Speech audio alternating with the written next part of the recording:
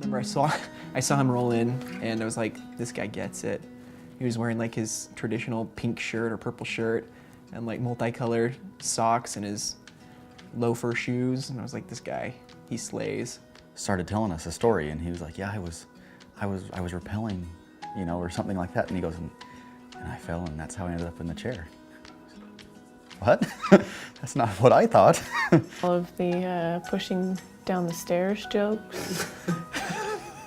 I felt really bad about that. He told people about that like for months. So that was one of my favorite things. He had an awesome sense of humor, and then he lived in the moment.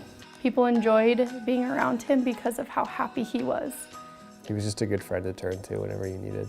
He just kind of exuded the happiness that radiated to those around him.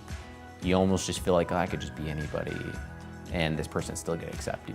And that's who Chris was. He was someone who was willing to accept you in any circumstance.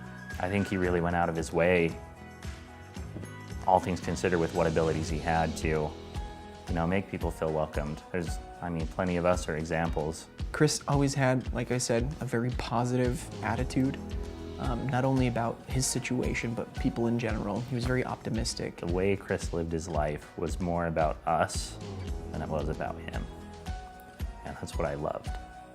It was always a safe assumption that Chris was going to be there, and knowing that he was there meant you had a friend. He was the one taking charge of making sure everybody knew that they were loved and that they were known. Well, Chris brought out the best in people, and there were sides of people that I wouldn't have seen if not for Chris, and that impressed me. When you're around a group of people that's acting that way, it's easy to want to be with them, want to be closer friends with them. Chris was kind of the constant in our ward.